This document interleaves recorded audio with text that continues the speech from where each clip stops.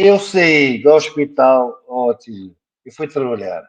Em um mês e meio eu estava a fazer 50 minutos de corrida. Eu estava a fazer já kick nos sacos e depois tinha que estar a pôr protetores de canela duplas, por caso eu rompia sempre os sacos com a prótese. Se veste, comecei a treinar, comecei a mostrar aos outros, se veste, que era possível ter uma vida normal, e foi quando eu comecei a dizer: é agora que eu vou começar a tirar esses gajos do buraco, que está toda a gente dentro do buraco, alma de quem, se só perder um membro, um braço, uma perna, uma orelha, vai lá saber.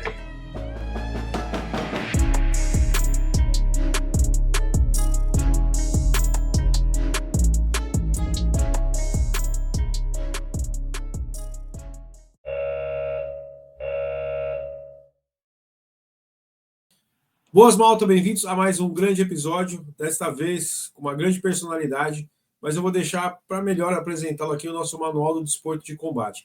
Antes disso, maltinha, curta, comenta e compartilha. Não custa nada, malta. Ajuda o Desporto de Combate, ajuda os nossos heróis e ajuda aqui o Rei Sem Trono, que, pá, a gente faz por onde, né, Atílio?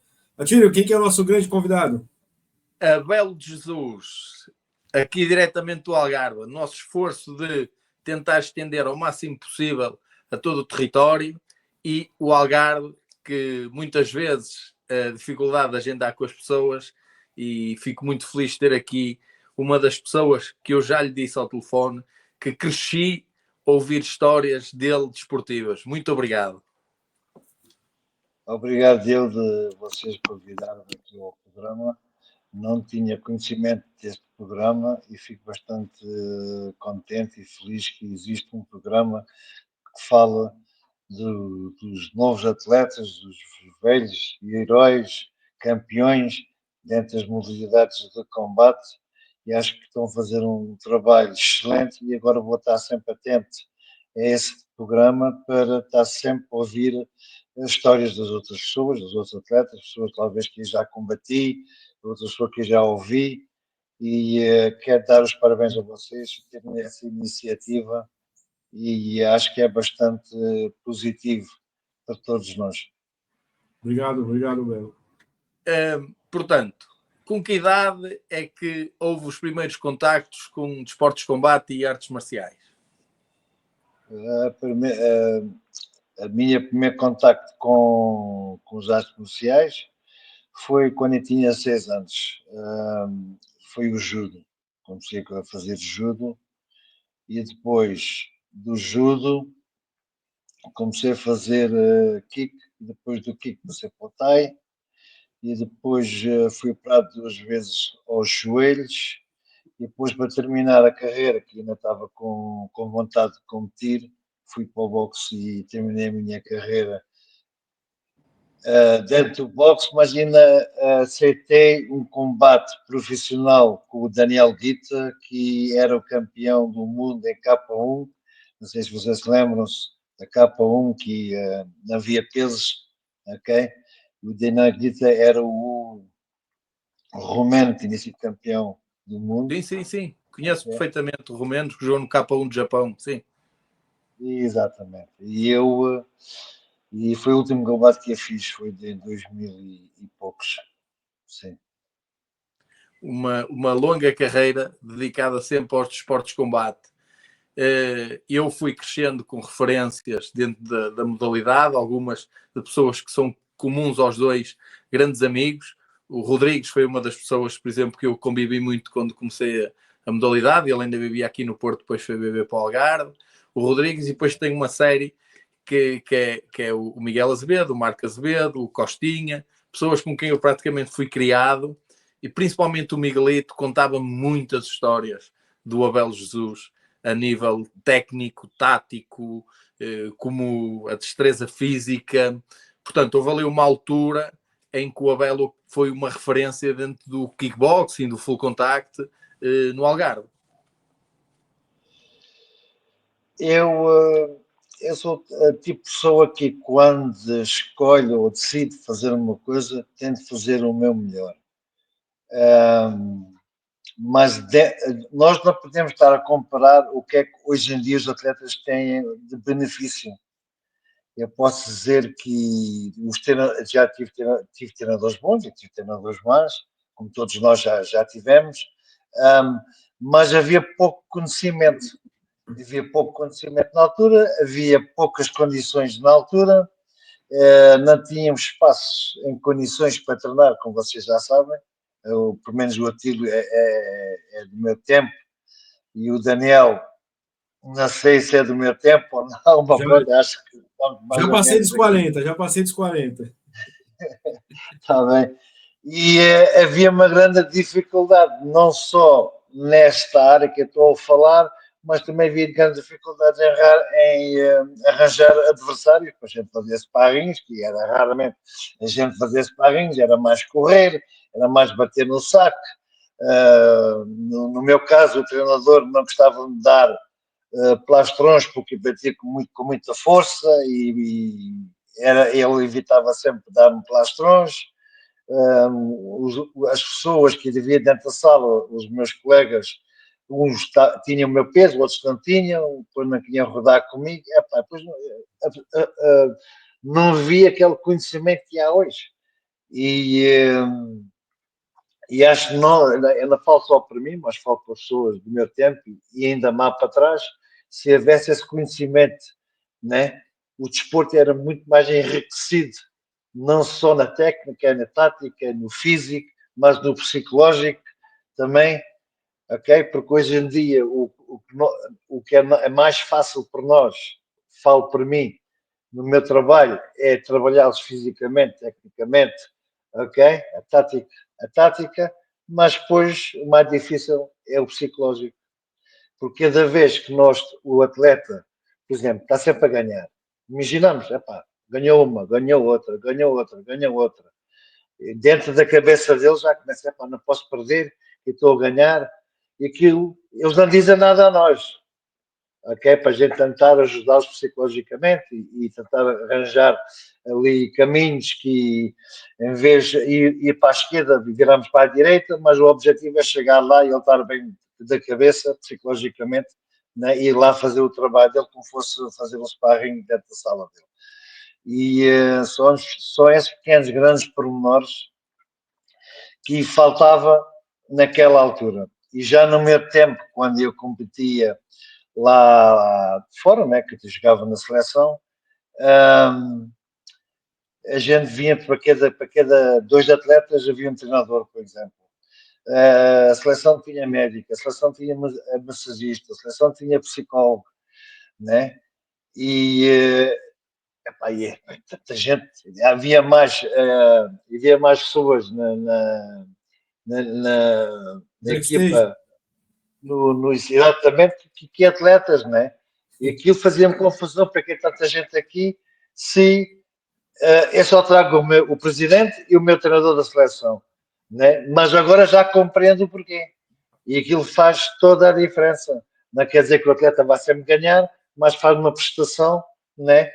Fora do normal e está sempre no topo.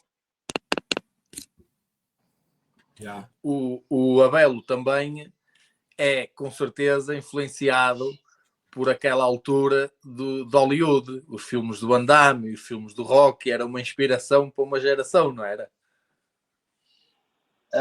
Tílio, eu não, eu não, para dizer a verdade, eu não gostava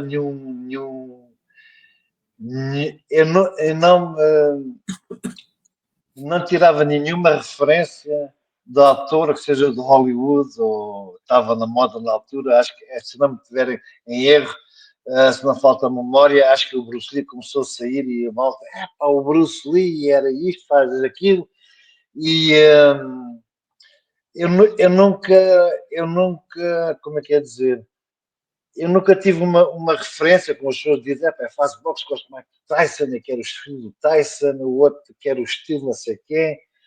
Eu nunca fui muito entrar nessas coisas, era muito realista nas coisas, né? E tentava sempre fazer o meu melhor, mas tu disseres assim, tinhas alguém que tu, por exemplo, identificavas, ou tentavas seguir, ou tentavas imitar alguma técnica, ou outra coisa qualquer. Não. O que eu procurava era tentar arranjar o melhor treinador que existia na área que eu vivia e tentar desenvolver o máximo. E quando achava que já não aprendia mais nada, mudava de clube, ou de sala, ou de mestre, e ia para outro sítio. Porque é que eu queria acumular mais informação. E hoje em dia ainda faço isso como treinador. Eu tenho uma obrigação comigo mesmo, que eu saio do país 4 vezes por ano. Em países diferentes, em clubes diferentes, para ir participar com eles dentro da sala, treinar também, que hoje em dia já não tenho aquela disponibilidade que eu fazia antes, mas não interessa, quando treino com eles, ver como é que eles treinam, o que é que fazem, ver se consigo aprender mais sempre alguma coisa, depois passar para os meus alunos, né? E fazer o melhor o que posso com eles, mas nunca tive aquela referência como há muita gente. Eu tenho aqui alunos meus que o meu estilo é igual ao não sei quem, um gajo do YouTube, um pugilista qualquer. E o meu estilo vocês não têm estilo nenhum, vocês têm que basear naquilo que vocês fazem, trabalhar, né? Se vocês gostarem de fazer uma coisa da pessoa que vocês têm como referência ou gostam como atleta, tudo bem, mas cada um tem os seus próprios estilos, digo eu. Claro. Acredito, porque na minha altura também já apanhei muito isso, mas a geração anterior sofreu mais. Havia um centralismo muito grande do kickboxing em Lisboa. Os eventos eram quase todos, os treinadores estavam, as equipas principais estavam lá, havia alguns aqui no Porto, mas o Algarve às vezes era um bocado, o Sul era um bocado esquecido, portanto essa dificuldade foi vivida. Foi vivida porque primeiro não tínhamos tantos treinadores que em baixo, para começar, certo? Também os treinadores que tínhamos, pronto, era o que eles sabiam e éramos poucos limitados dentro daquilo. E depois a gente éramos convidados para o pessoal de Lisboa, naquela altura que a gente falava o Rangenali na altura era o grande mentor do kickboxing, do full contact e essas coisas. Ele arranjava os combates da forma que os atletas de Lisboa sempre ganhavam. E isso tornou-se um bocadinho cansativo, quer dizer, nós explicávamos, temos o atleta X, queremos promover o atleta, primeiro para ele ter experiência, cada vez íamos lá em cima, era um atleta já meio profissional, ou já tinha 30 combates, depois aquilo era difícil ter um desenvolvimento no kick, até quando apareceu aqui um rapaz do Porto, ele já faleceu, agora não estou a lembrar o nome dele, ajuda, porque ele também era amigo, foi sócio do Rodrigues no Porto, fazia kick. Um rapaz que morreu aqui no kitesurf, em Vila Real Santo Antônio. Ferreira, Nuno Ferreira. Exatamente. Ferreira. Ele quando apareceu aqui, foi a melhor coisa que aconteceu. Que ele organizava, ele, o irmão e a mulher também ajudavam. Ele organizou bastantes eventos. Os combates, nós falávamos para pôr os atletas para eles estarem mais ou menos com o mesmo nível. E houve um grande desenvolvimento nesta altura, quando o Nuno era presidente de uma federação também. WKPN. Exatamente, WKPN. E houve um grande desenvolvimento. Mesmo a cabeça boca, eu já está. Não, porque eu lutei muito WKPN e quando comecei pela primeira vez ia jogar um título K1 da WKPN ao Algarve, foi quando conheci. Mas vamos já. Entretanto, o Nuno fez um trabalho excelente aqui em baixo e foi quando nós começamos mesmo, muita gente começou a praticar contato, kick e tai. Depois veio aquela moda da K1, depois pronto, o tai ficou um pouco mais para o lado. Estou a falar cá em baixo no Algarve, né? Dedicado mais à K1, mas o Nuno fez um excelente trabalho cá em baixo. Desenvolveu a modalidade.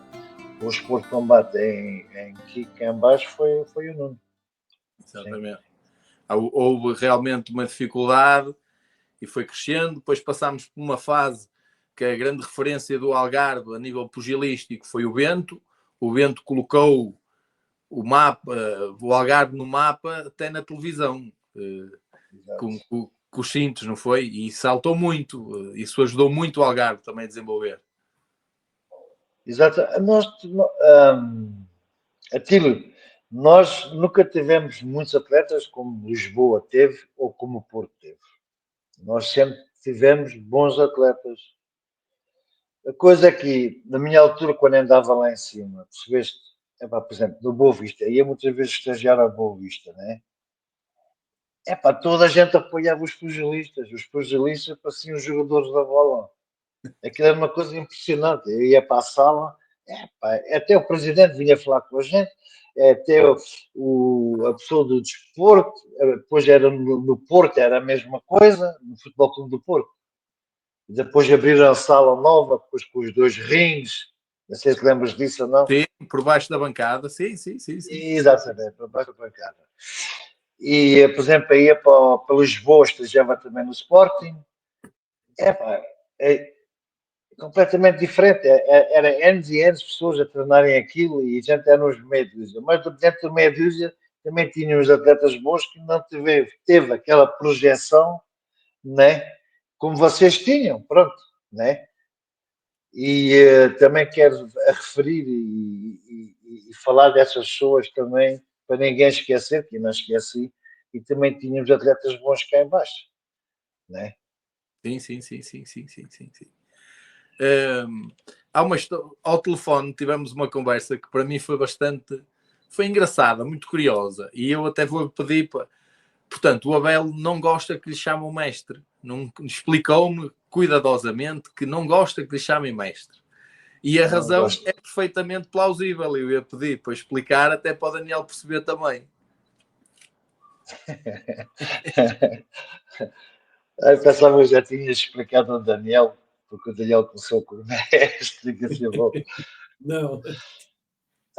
Pronto, eu não gosto de ser chamado mestre porque nós somos todos iguais, aprendemos aquilo que aprendemos, com o tempo vamos passando cinto, ok? Que eu usei cinto até o cinturão preto, depois deixei usar cinto, apesar de ter algumas fotos tiradas com cintos pretos, ok? Que são os meus cintos, mas eu nunca utilizei cintos. Porque eu, em primeiro lugar, sou igual aos outros. Em segundo lugar, sou ser humanos. Não é porque tenho mais conhecimento naquela altura que outra pessoa, ok? Que assim superior, ou a pessoa tem que me respeitar por aquilo que eu sou na altura, o cinturão preto, ou o segundo, ou o terceiro, ou o quartão, ou o que queira chamar, ok? E as pessoas também sentem o respeito por mim, como eu sinto respeito para eles. Eles sabem até onde podem ir e eu também sei até onde posso ir. Por isso eu nunca liguei aos cintos. E é por isso que eu não gosto que chamam mestre, porque o meu nome é Abel Jesus e foi batizado Abel Jesus. O que eu faço, ou deixei de fazer, ou tive oportunidades, porque há muita gente que também quer fazer e não tem essas oportunidades, ok? Né? A gente somos todos iguais, somos todos seres humanos. O cinto é para atar as calças, é costumo dizer. Né? Eu estive na Rocinha a treinar no Rio de Janeiro, estive lá muitos meses lá. Tive autorização lá da boss da banda para ir para lá treinar, ok? E vou dizer uma coisa, e também várias coisas lá em cima da Rocinha, ok? Tínhamos de ter a autorização lá do chefe e dizer que horas entramos, isso é outra coisa. Mas havia lá pessoas lá, epá, pobres, ok? Que gente fazíamos chão, jiu-jitsu, ou kick, ou boxe, que os gajos lá tinham lá tudo, que não faltava nada, aquilo parecia um centro de alto rendimento. Altos Não, a sério, patrocinadores. para quem conhece a Rocinha, lá em cima há um hotel antigo, não chegou a ser construída. Aquilo, lá embaixo há andares, estás a perceber? Onde há dança, onde os putos fazem dança, onde fazem capoeira. É para uma coisa espetacular. Tu vês a beleza quando tu passas pela situação. Eu não consigo explicar o sentimento que eu tive ali e o carinho que as crianças têm, que os dão, estás a perceber? Não estou a falar da parte negativa, estou a falar agora da parte positiva, da parte do epá, fiquei completamente de boca aberta. E qualquer pessoa que eu treinei lá, epá, era muito bom. Muito bom. E eu estou a falar, pessoa que nós dava o cinto, estás a perceber? Não é preciso usar um cinto para dizer que és bom, percebeste? Né? E é isto que é para sempre tive essa mentalidade do cinto, é para tudo bem, só fiz o exame ou passei por isto, fiz, é pá, mas não, epá, não gosto que chame mestre. E é essa situação de o chamarem mestre, eu pedi ao Otílio, por favor, para não me chamarem que eu pessoalmente não gosto, e a história é esta. Está explicado. Está mais que explicado. Tá entendido. Mas também ressalve se caso escapar alguma coisa, porque, pá, mais de 40 anos, a vida toda usando mestre, de vez em quando escapa, mas não vai ser proposital, claro. Mas durante uma carreira desportiva tão longa e tão extensa, com certeza que teve algum atleta assim, mesmo estrangeiro, que era uma referência, que era alguém que admirava. Qual foi esse nome? Que via lutar e que gostava de o ver lutar? Tenho, por exemplo, um ucraniano, posso falar de uma pessoa recente, que é o Andriy Tarasov. Ele é ucraniano, esteve na seleção da Ucrânia. Há 2 anos não combate para mim, porque está numa situação que foi pai há pouco tempo, há 2 anos, há 1 ano e meio, e agora está a pensar em voltar e está a pensar em passar a profissional. Foi um dos atletas que ainda hoje sinto um grande carinho para ele, vejo que ele esforça-se para conseguir as coisas, okay? Não só com o ser humano tem que ir trabalhar de manhã e à tarde e depois do trabalho pesado que ele faz, né? Tem que fazer os treinos, aquilo que é passo para eu faço planos de treino, ok? Trabalhamos com pulsómetro e trabalhamos com watch, ok? E fazer watch e com o pulsímetro não é trabalho fácil. E ele faz tudo ao pormenor, porque tenho aqui o computador e ele é obrigado a mandar-me semanal o trabalho dele que ele tem feito dentro daquilo que eu peço. Portanto, é uma pessoa muito dedicada, tem uma técnica espetacular, okay? É um boxe russo, toda a gente já sabe como é que os russos combatem, e é uma atleta, para mim, uma atleta de referência, e qualquer lado que ele vai, toda a gente, mesmo que ele perca, se vê toda a gente dá os parabéns, que ele faz um boxe espetacular. Claro.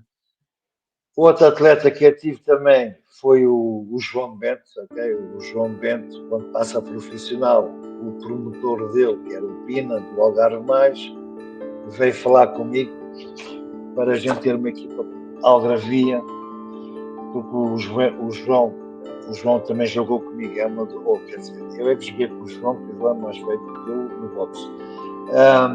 E tivemos, acho que 2 saídas com ele no estrangeiro, pela seleção, e depois veio essa ideia de ele passar a profissional. E vieram-me convidar se eu estava interessado em ser o treinador. Eu aceitei esse desafio. O João também era um atleta muito dedicado ao boxe, uma coisa também não é não é com frequência, digamos, atletas assim, ok, mesmo focado com objetivos deles, ok? O João também era um atleta o João fazia um boxe muito bonito, era uma pessoa muito inteligente, era uma pessoa que conseguia ouvir o canto e desenvolver o pedido que era pedido no canto, pronto, eu dizia ao João, ele está aberto ali, ou faz isso para ele abrir ali, para meteres ali, e ele era um atleta, era um pugilista completo. Ele ouvia o canto, eu dava-lhe as dicas, ele conseguia fazer aquilo no timing certo, no momento certo e quando era necessário. O João também foi uma referência que eu também tenho no meu percurso de treinador. Tenho mais, mas pronto, acho que esses dois exemplos. E como é que surge? Portanto, é atleta, está a treinar, está a combater, várias modalidades, e depois diz assim, não, agora vou-me dedicar a dar aulas, ou vou começar a dar aulas. É uma necessidade de dar aulas, ensinar, é uma necessidade porque havia pouca gente, ou foi uma opção profissional, tipo, olha, é mais uma saída, vou tentar isto?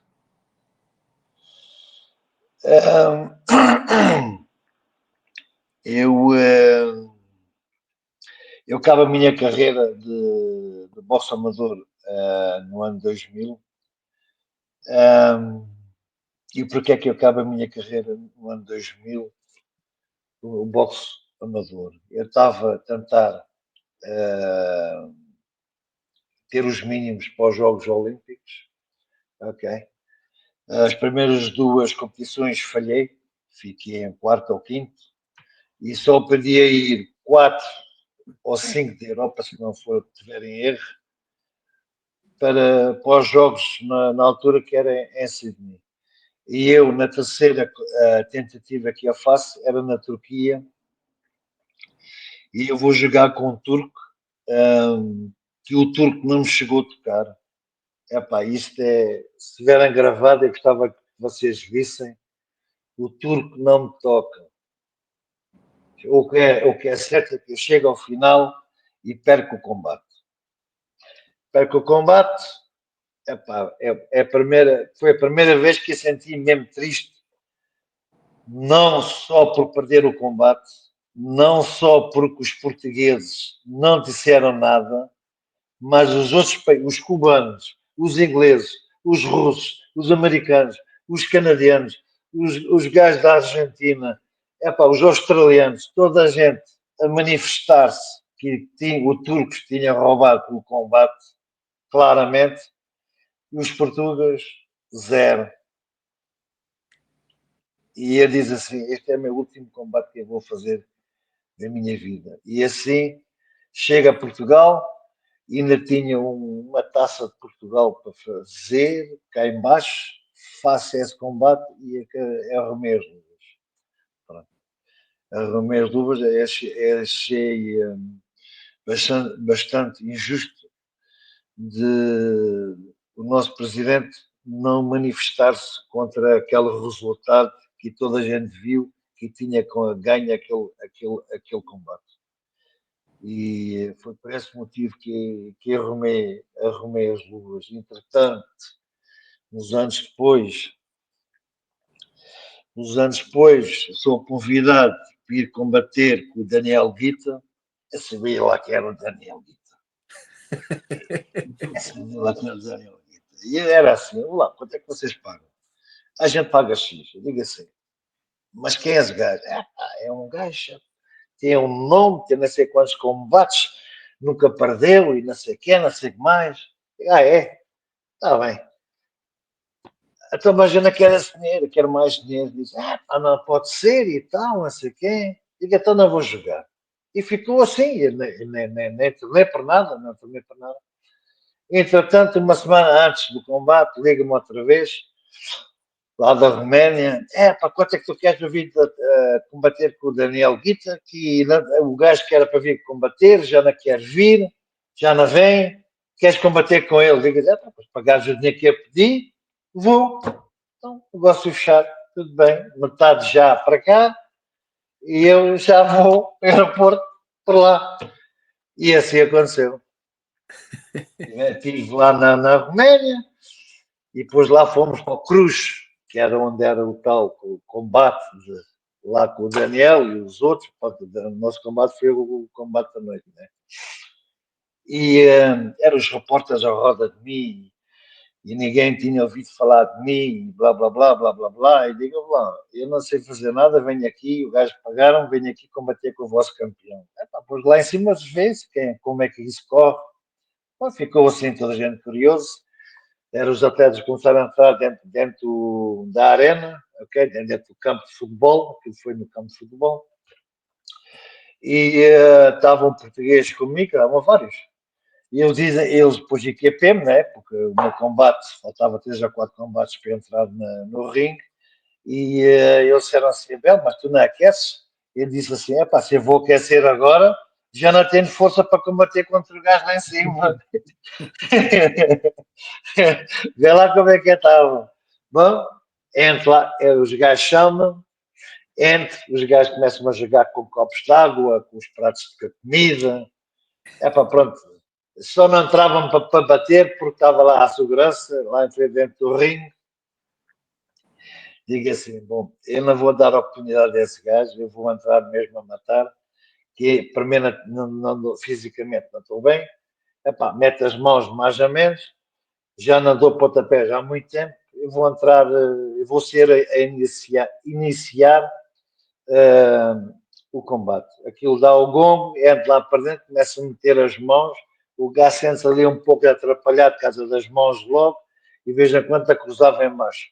Metia as mãos, cruzava em baixo, estava cansado, agarrava o gajo. Ganhei, estava a ganhar, ganhei o primeiro, ganhei o segundo. No segundo combate já toda a gente estava a chamar Labané, Labané, Labané. Labané metia muitas mãos, veja quanto um pontapézinho. E depois já faltava no terceiro salto, que era 3-3, como vocês sabem. Eu meto-lhe um low kick, onde ele mete o joelho, e eu algemo na canela. E depois desisti, já não conseguia pôr o pé no chão. E perco o combate por incapacidade de continuar o combate. E fiquei lá na Roménia. Esse ia à noite, não paguei nada. Ia comer nos restaurantes, não pagava nada. Fui comprar o bilhete do comboio. Eu labanei, acho que aquilo deu na televisão. Não paguei nada, pronto. Aquilo foi tudo borla até chegar a Portugal. Entretanto, há uma entrevista com o Daniel,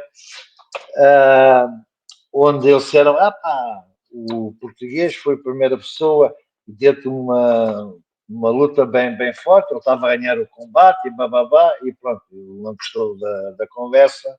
Ele publicamente, na televisão romena, desafia-me para eu fazer um rematch com ele, que nunca aconteceu. Não me interessou, ficou assim.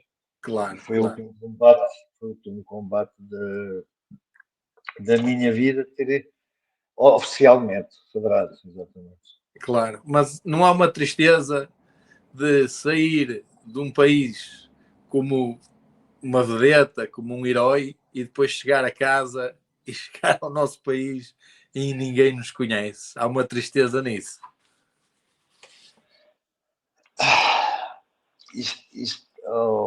Atílio e Daniel, vou contar uma coisa recente, porque é uma coisa recente. Eu, ano passado, fiz um projeto piloto de boxe adaptado, onde participaram 9 países, ok?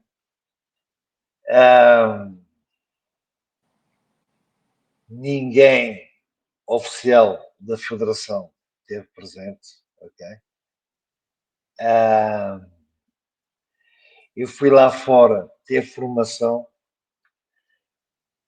toda a gente queria que eu ficasse lá a trabalhar com técnico, toda a gente gostava de mim, toda a gente ficava malucos com o meu trabalho. Eu estive nos Estados Unidos, eu estive no Canadá, eu estive em muitos continentes, que há 5, estive em todas, e toda a gente dava um valor, gostava do meu trabalho e conseguia produzir o meu trabalho.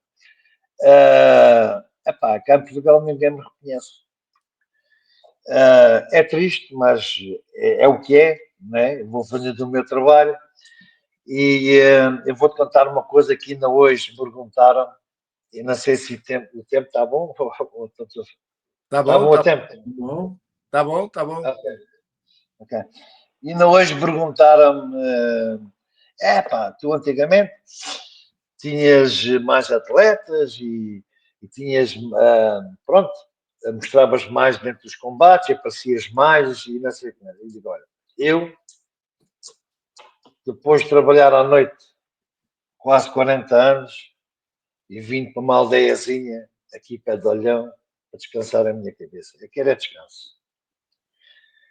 E agora vou-te comparar uma coisa com a outra e depois tiras as tuas conclusões. Porque disse à pessoa, e por vocês tiram vossas conclusões. Eu vou a Lisboa, vou ao Porto, cada sala tem 40, 50 alunos cada aula. Certo? E eu pergunto, pá, tens quantos atletas aqui? Tem 300, tem 250, ou tem 400, né?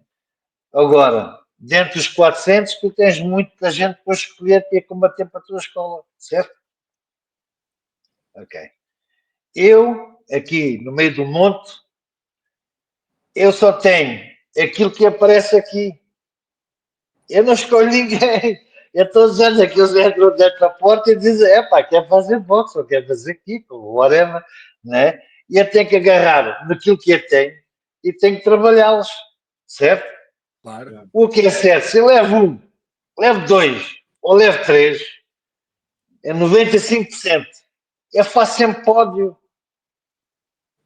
Então onde é que está o melhor, onde é que está o melhor treinador? É aquele que tem 400 para escolher, para pôr lá aqueles que ele acha que é os melhores que ele tem, ou é aquele que trabalha com as pessoas que aparecem dentro da sala?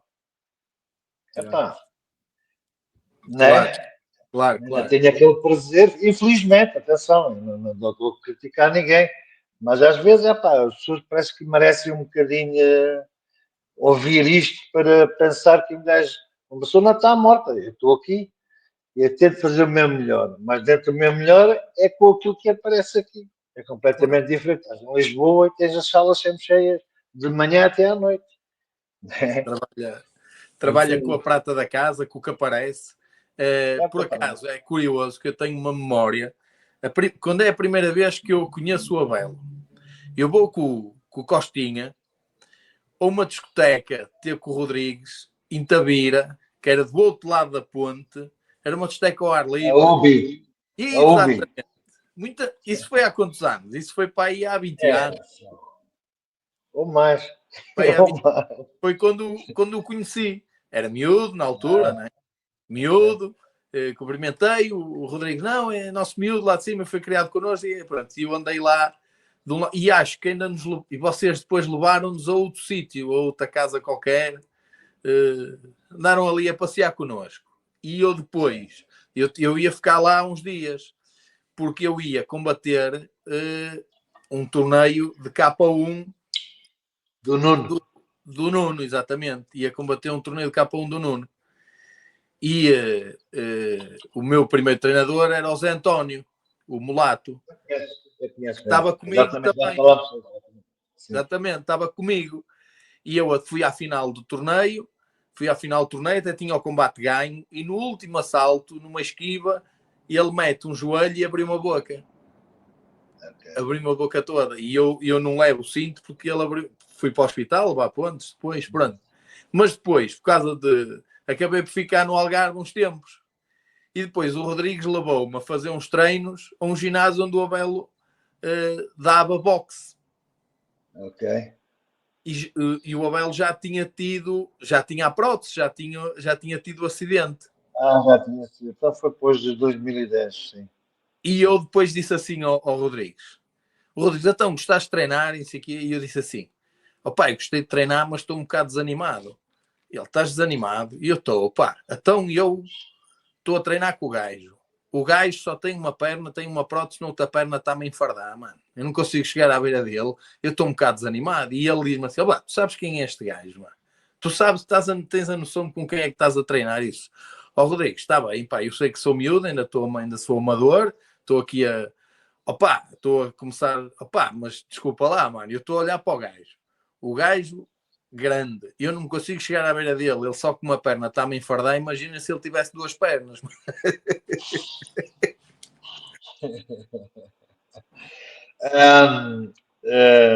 Ainda esta semana, hoje é sexta-feira, sim, apareceram os franceses aí e também uns holandeses, que aqui há muitos estrangeiros, e, é mais malta do Tai, do Kiki, não sei quem. E eles perguntaram se havia alguém para rodar. Epá, tenho quase 60 anos, né? Eu não tenho uma perna e peso 170 quilos, né? Parece uma bolinha, parece um fluffy, né? Um urso polar. E ele, pá, vais fazer com a gente? Sim, se puder fazer, faço. Aquilo é só começar a martelá-los e ele já não queria, já não queria estar lá comigo. Já não queria estar lá comigo. E foi a mesma coisa o ano passado aqui, quando fiz o boxe adaptado, também fui combater. E pronto, a malta não gosta muito da minha técnica, não sei o que é que se passa, mas pronto, as mãos entram e as pernas continuam a entrar, felizmente, pronto, o toque ainda está lá. Estou mais lento, mas pronto. Levo mais porrada também, que ainda consigo mexer muito bem, mas faço os meus treinos e rodo também com a malta, assim, soft, e é uma coisa que eu gosto ainda hoje de fazer, com a idade que eu tenho e pronto, tenho uma prótese, mas é igual.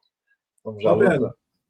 desculpa Sim, uma Daniel. pergunta. De todas as modalidades que tu praticou e ainda pratica aí atividade no boxe, qual que tu mais se identifica? Não percebi, desculpe. De Podes todas as repetir? modalidades que tu praticou durante ao longo da vida, qual que é a que tu mais se identifica? O boxe, o Muay Thai, o full contact, o kick? Um, isto é. Eu vou-te pôr isso de outra forma, Daniel. Há pessoas. Porque eu trabalhei à noite durante muitos anos, ok? E havia o pessoal que era. Os gajos do Karaté não prestam. Os gajos do boxe é que são bons. Os gajos do Tai que são bons. Não, os gajos do Jiu-Jitsu é que são bons. E aí para fora. E já trabalhei com toda a gente, todo tipo de pessoas que praticaram várias artes, até a capoeira, atenção, e as pessoas pensam que a capoeira é uma dança, mas eu tive dois brasileiros a trabalhar comigo que faziam capoeira, olha que aquilo, eles sabiam mexer bastante bem, e o pessoal não, ficava logo a dormir, é uma coisa impressionante, nunca tinha visto tal coisa. O que é que quer dizer com isto? Se tu sabes fazer karatê bastante bem, aquilo é bastante eficaz. Qualquer modalidade de arte marcial ou desporto de combate que sabes fazer bem é eficaz. Agora, se perguntares-me a mim, dentro daquilo que eu já fiz, ok? Desde pequeno até agora, eu gosto de todas, mas para trabalhar à noite, eu utilizava sempre o boxe, que era a coisa mais prática e mais rápida de resolver, se era necessário meter a mão. Eu sou uma pessoa que eu não gosto de bater. Acho que quando eu bato é alguém, algum cliente, ok? Eu perco a razão para mim próprio, porque eu tive que bater naquela pessoa e não consegui resolver o problema em dar a volta e conversar com a pessoa, ok? É assim que eu penso, e assim que eu funcionava à noite. Eu fico conhecido à noite, não porque bati muitas vezes, e era contra bater nas pessoas, e principalmente as pessoas que estavam no chão e as pessoas andavam a pontapés, e pronto, essas coisas tristes que infelizmente aconteceu e acontece hoje em dia ainda, e agora com os grupos sempre existiam, os tiros sempre existiram, as facadas sempre existiram, a televisão é que está a trazer isso mais para a vida, e as pessoas agora pensam que só agora é com tiros e facadas e pronto. É verdade. Né? É verdade. E eu sempre evitava bater nas pessoas, e havia pessoas, a segurança dizia-me assim: eu já tinha batido no gajo, e disse: tu não fazes nada, que isto não é contigo. Eu tenho que ficar aqui até isso fechar, né? Se eu resolver isso sem bater no homem, O homem, quando está bom amanhã, vem-me agradecer que não tinha batido. Temos um cliente na mesma, vem aqui gastar dinheiro, porque se ele não gasta dinheiro aqui, tu não tens emprego, amigo. Certo? Ok? Então, mas para mim, eu gosto de todas as modalidades que eu pratiquei. Não pratiquei karaté nem a capoeira, fiz kick, fiz chão durante também muito tempo, fiz ninjutsu, fiz thai, fiz boxe, fiz kick, mas eficaz para a rua, quando era necessário, era o boxe. Aquilo era, metíamos a mão, aquilo batia no ponto, eu ficava a dormir, e já, estás cansado? Epá, vamos apanhar lá fora. E ninguém percebia, a ideia era ninguém percebia que havia violência dentro da casa e não ver aqueles grandes batalhas campais que havia e resolver logo o problema. Mas eu gosto de todas as artes marciais que eu pratiquei, mas para quando eu trabalhava à noite eu utilizava muito o boxe. O kick acusava, mas depois o chão estava molhado, escorregava, caía, era perigoso que havia para o outro, podia dar-me um pontapé na cabeça ou uma garrafada. Pronto. Depois digo assim: não, isso com as mãos resolve o problema, quando é necessário. Mas para responder a tua pergunta, oh Daniel, eu acho que eu gosto de todas as artes marciais e os esportes de combate. Epá, pois agora depende de onde a gente trabalhava. Infelizmente trabalhei à noite e pronto, comecei a usar mais as mãos, mas não quer dizer que eu gosto mais do boxe, que eu gosto do kick, ou eu gosto do jiu-jitsu, acho que são todos eficazes, né? Claro. Tudo depende da situação onde nós encontramos. Como é que surge esta oportunidade de ir lutar este título? Este título de uma modalidade que, portanto, combate KO é uma modalidade ali muito parecida com o MMA ao início. Como é que surge este convite? Este convite aparece. O meu mestre disse-me: queres ir combater? E eu disse assim: sempre quis combater. E ele disse: então vamos à Espanha, em Málaga, há lá uns combates e tu vais participar. E eu, está bem. E assim foi. Chegámos lá, aquilo havia, sei lá quantos atletas, uns 400, 500 atletas. E era assim, comecei a ficar assim um pouco nervoso, não é? Ver tanta gente. Era a primeira vez que tive um contacto mesmo com pessoas que sabem bater e lutar e essas coisas todas. Bom, quando a minha vez, eu entro lá para dentro, aquela coisa tradicional, cumprimentar, o árbitro explica isto, aquilo, casa das regras, e quer um jogo limpo, blá, blá, blá, blá, blá, tudo bem. Voltamos para o canto, aquilo o gajo dá a fight, o outro, ele era suíço, o gajo entra para dentro de mim, joga-me para fora do ringue. E eu caí acima das cadeiras e por acaso não me alagei nas costas, que estava digo assim, eu vou-te matar. E eu pensar para mim, eu vou-te matar. Eu não vou sair daqui, vou-te matar. Isto acaba assim. Isto começou mal para mim, mas vai acabar. Pois entramos, começamos ali com umas trocas de socos e depois com pontapés. Ele concentra, entra para fazer uma baiana e eu levanto o joelho, consigo tocá-lo bem aqui no queixo, vejo que ele está tocado, cai em cima dele, eu faço já não sei como é que chama, meti os joelhos aqui para baixo dos sovacos, quando ele não conseguia Montada, mexer. montada. Montada, eu tranco os pés aqui em baixo, que ele não consegue mexer, só mexia as pernas, e bum, bum, bum, bum, bum na cara, pronto, ganhei aquilo. Fiquei tanto entusiasmado e contente com aquilo, que é mesmo isso que eu quero.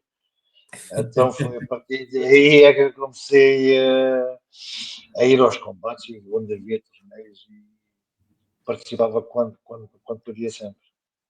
Era uma altura que na Europa ainda nem existia o termo MMA, nós só ouvíamos falar do Vale Tudo, o antigo Vale Tudo brasileiro, não era?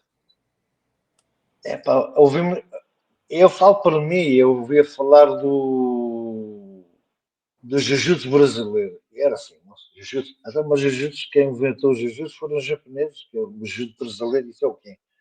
Né? E depois houve um amigo meu, mostrou-me aquilo valia partir pernas, aquilo era sangue para todo lado, não sei se lembras disso ou não, quando começou a aparecer, depois aquilo depois parou, por causa havia muito sangue e as pessoas depois começaram a falar mal daquilo, e depois quando começam a aparecer essas regras todas, até hoje, que eles estão sempre a tentar minimizar as pancadas e o sangue, né? Não só para proteger os atletas, mas também para ter projeção na televisão, certo? E hoje em dia, quem viveu ou quem já fez jiu-jitsu, né? Sabe o potencial da arte, né? E depois tu vês a arte completamente reduzida por causa das leis que são postas para poderem ter projeção, né? Se a televisão quer ir lá filmar ou ter um programa que podem filmar ou no YouTube para não ter aquela violência que havia antigamente. E é assim que eu soube que o Jujutsu existia. Claro. Abel, Atílio, deixa eu só voltar um pouquinho antes de tu avançar. Tu mencionou sobre a tua experiência lá que teve no Rio de Janeiro, na Rocinha, mas não mencionou o que te levou lá. Qual foi a motivação de estar no Brasil e no Rio de Janeiro específico? Eu fui lá trabalhar. Estava a trabalhar por uma pessoa. Fomos para lá e éramos eu e o meu colega, e quando chegámos lá pedimos reforços com a polícia, até porque eles é que conheciam o território, e como tivemos lá muito tempo e como tivemos lá a equipa para trabalhar, ok? Eu queria treinar e eu perguntei onde é que havia um ginásio para treinar. E, entretanto, na Copacabana levaram para um ginásio, aqui eu passei os ginásios daqui, o resto chão fazem jiu-jitsu, o primeiro andar é as máquinas, o segundo andar é os sacos, o terceiro andar é a beleza, e eu quis falar com o gerente, e eu disse a ele, não me leva a mal, né? Sou da Europa, sou português, e isto você tem aqui, tem todo o valor, isso é 5 estrelas, mas eu não quero treinar aqui. E o homem ficou assim, olha, não quero treinar aqui, mas passa-se alguma coisa. E ele disse, não, eu quero treinar com o povo, eu quero treinar com as pessoas pobres, como é que eles fazem, como é que ter aquela energia. Não sei se vocês estão a perceber Sim. Treinar com os leões. Lá no Brasil falamos calor humano. Calor humano. Exatamente. Treinar com pessoas, não é para os selfies, nem nada disso. Ninguém está a ligar aos cintos, ou o que é que sabe fazer. É toda a gente ajudar uns aos outros, a ensinarem. Esse tipo, com o povo brasileiro. E ele disse-me assim, vou falar com o meu primo. Diga assim, bom, vê lá o que é que vais-me arranjar, né?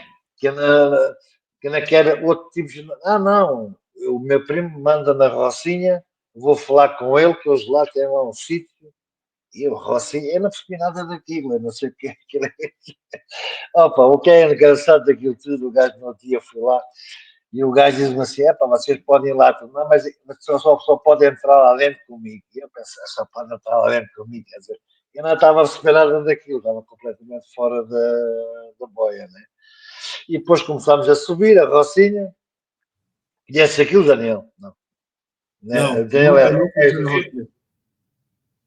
mas és brasileiro, não és? Sim, mas sou de São Paulo. O Rio da Rocinha nunca aqui. Eu já estive na entrada, na subida. Já estive na entrada. Ok, então começámos a subir, depois tens o pessoal que trabalha, né? As pessoas que trabalham normal, começa a subir mais, cada vez começas a desaparecerem as pessoas, até chegarmos a um ponto da subida, havia lá um contentor com 2 carros novos da polícia, tinha pó, devia ser 20 centímetros de pó lá em cima. E eles a jogarem as cartas, quando 2 putos ao lado, assim mais 20 ou 30 metros mais acima, Um tinha um canhão, mas era deste, eu não sei se era uma 50, eu fiquei par com aquilo. E o outro tinha uma, como é que vocês chamam aquilo? Aquela metralhadora. Uma metralhadora. Fuzil. Escopeta. Fuzil, eles chamam fuzil. Aquilo eram dois putos, era o gajo com a pistola e o fuzil tocava com o cano no chão. E ninguém dizia, isto é um filme que eu estou a ver, ou isto é mesmo verdade. E o gajo depois viram, subimos, parámos lá a pé dos dois putos e eles olharam para o brasileiro do ginásio, vocês têm autorização, podem entrar. Depois subimos mais acima, e gente só via, eu só via malta nova, aquilo fez uma grande confusão. E eu perguntei, posso fazer-te uma pergunta? Não leves a mão, mas está-me a fazer um pouco de confusão. É que eu não vejo um gajo mais velho que tem 20 anos. Ele diz, aqui não. Então, ou foram mortos, né? Ou estão presos. Porque eles vivem a vida, o dia a dia, estás a saber? Né? E o que é que o chefe diz, eles fazem. Aquilo é sagrado. Ok? E aquilo achei bastante. Achei triste ao mesmo tempo, mas achei, está bem. É a vida deles, eles vivem assim. E foi assim que eu consegui entrar lá. Foi através do primo do outro que tinha o ginásio na Copacabana. Ou seja, ele depois quis conhecer a gente, fez uma grande festa à noite. Como é que chamamos aquela festa quando os gajos dançam todas juntas? Aquilo como é que chamas isso? Samba. Não é samba, é a mesma coisa brasileira que eles têm lá. Uma dança qualquer esquisita que tu agarras às gajas. Pode ser um forró. Forró. É isso mesmo. Juntinho forró. Um forró com um boi lá no chupete, não sei o que mais. Quando conhecemos o homem, quando nunca mais vimos o homem. E a partir daí entramos sempre com o rapaz, ele tinha um Jeep vermelho naquela altura, e era com ele que podíamos entrar e sim, só com ele. Exatamente. Boa história. É uma experiência, é realmente aquelas experiências. Mas aquilo é pesado, o gajo não passa para a situação, aquilo é pesado. E eu vou-te contar outra história, que estávamos sempre a trabalhar, ficamos no hotel onde os atrizes de Hollywood costumam ficar lá na Copacabana, e vi um puto, os homens, aquilo à noite, aquilo está cheio de putos, dormirem nas ruas. Aquilo tu ficas maluco com aquilo, tio. Aquilo dá pena, mas aquilo um gajo tem que também compreender aquilo, é tanta gente, e depois as pessoas são pobres, não têm, aquilo. Pronto. E o que é que acontece? Havia um puto no hotel, dava sempre uns trocos ao puto. E houve um dia que não tinha trocos comigo, e eu estava com um militar brasileiro, e o puto estava sempre a roda de mim, dá lá umas moedas, e disse, já estava chateado com aquilo, lá, mas tenho outras moedas aqui.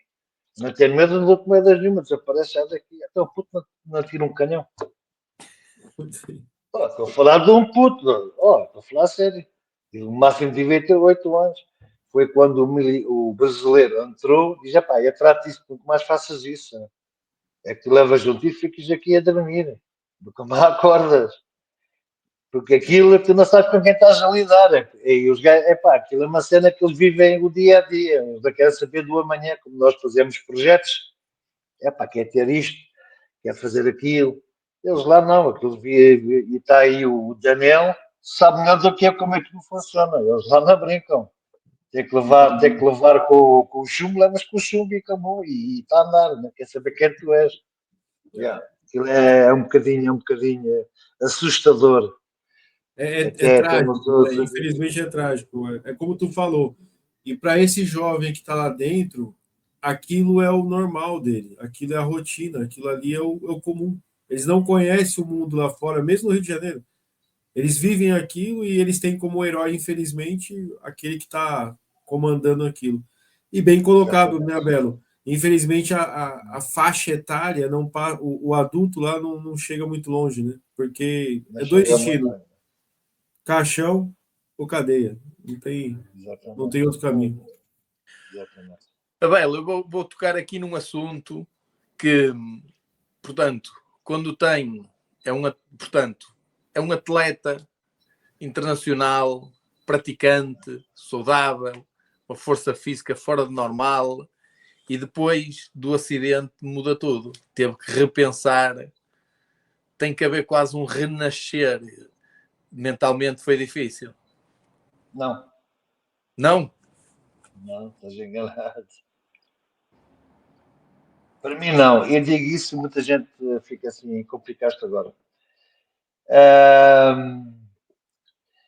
Quando eu perdi a perna no acidente, perdi o meu pé, a minha filha perdeu metade do pé com os 3 dedos, di assistência à minha filha, di assistência a mim próprio, fiz o garrote, aquelas coisas que a gente aprende na tropa. O garrote, depois libertar o sangue, depois apertar, liguei para a ambulância, liguei para a mãe, pronto. E acertei o que é que tinha-me acontecido naquela altura. E acho que muita gente não aceita aquilo que acontece na vida, no dia a dia, estás a perceber? Epá, foi uma situação que aceitei e digo assim: epá, eu tenho menos uma perna, mas não estou morto. Eu saí do hospital ótimo e fui trabalhar. Em 1 mês e meio eu estava a fazer 50 minutos de corrida. Eu estava a fazer já kick nos sacos e depois tinha que estar a pôr os protetores de canela duplas, por caso eu romper sempre os sacos com o próximo, que isso é titânio. Percebeste? Comecei a treinar, comecei a mostrar aos outros, percebeste, que era possível ter uma vida normal, e foi quando eu comecei a dizer: é agora que eu vou começar a tirar esses gajos do buraco, e está toda a gente dentro do buraco, palma de quem? Se só perder um membro, um braço, uma perna, uma orelha, vai lá saber. E foi aí onde eu comecei a trabalhar como pessoa, ir ao hospital para motivar e tentar ajudá-los para ter uma vida normal, percebeste? Porque aquilo, psicologicamente, aquilo parece que tinham morrido, né? E aquilo, epá, é óbvio, né? Se não tivesse perdido a perna, né, era melhor. Epá, mas aconteceu, epá, estou aqui ainda, percebeste? Com prótese ou sem prótese, é fácil o que tu quiseres. E na mesa, o ano passado, travessei o rio aquele rio no Porto, como é que é o nome daquilo? O Douro. De um lado e do outro. Isso é uma perna. Percebeste? Estamos a falar de um gajo com 160 quilos, né? Isso a gente não faz aquilo se nós não queremos. Eu vou-te contar uma história. Eu, quando perdi a perna, tive muito tempo em casa e disse assim: eu quero ir estudar. Vou ter dar uma licenciatura em desporto. E uma das provas era natação. E eu chego lá, que eu estava a sentir tal gás, porque era mais dos 23, éramos 100 e tal pessoas lá. Opa, e toda a gente estava naquela, os laços fazerem, quem quer ser o primeiro? Quem quer ser o primeiro? Já estava tudo encanhado e disse: pá, sou eu o primeiro. Entretanto, da piscina, onde eu estava sentado para tirar a prótese, para ir para o bloco, epá, tirei a prótese, ninguém me ajudou até o bloco, fui de joelho até o bloco. Epá, estava tanto irritado, digo assim: não, nenhum camelo que ajuda-me aqui, pá. Eu subi por cima do bloco, não houve ninguém que jogou uma mão. É verdade, não houve ninguém que teve, epá, queres ajuda, né? Nada, zero, zero. O gajo dá a partida, eu faço os 50 metros a 25 segundos. Não sei se estás dentro dos tempos, mas se tiveres um amigo que está na natação, has de perguntar, um gajo, 160 quilos, coxo, já tinha quase 50 anos, eu faço 25 segundos, has de perguntar os tempos, e depois fazemos os 400 metros e eu faço debaixo dos 5 minutos. Quando tiveres a oportunidade, has de ver os tempos na natação. Entretanto, acaba os 50 metros, o primeiro, mas já aqui toda a gente queria me ajudar. Digo assim: não, Na fisioterapia que eu consigo ir de joelhos outra vez para ir buscar a prótese, né? Porque eu tinha, como tinha feito um bom tempo, já era um gajo, pronto, estás a saber, né? E era a mesma coisa, quando tivemos rugby, quando tivemos a trabalhar nas embarcações, a fazer vela, windsurf, canoagem, percebeste, né? Às vezes alguém ajudava, ninguém me ajudava, também era igual, né? No windsurf, na prancha, eu tinha dito à professora que, epá, não consigo fazer isso, eles davam um trabalho, não, tens de fazer, tem que fazer. Todas as manhãs o Otílio estava lá no centro náutico, a treinar, a treinar, a treinar, a treinar, a treinar. Quando chegou o dia da prova, fiquei para o último. Ela riu para mim como pensava que ia me chumbar. Metia na prancha com a vela, fiz as 3 boias e toma lá, está feito. Por isso, não há nada que um gajo não consiga fazer com essas. Um gajo é que tem que jogar com as mãos e com as pernas, aquilo que o gajo tiver, treinar, esforçar-se. Se um gajo falhar, é normal.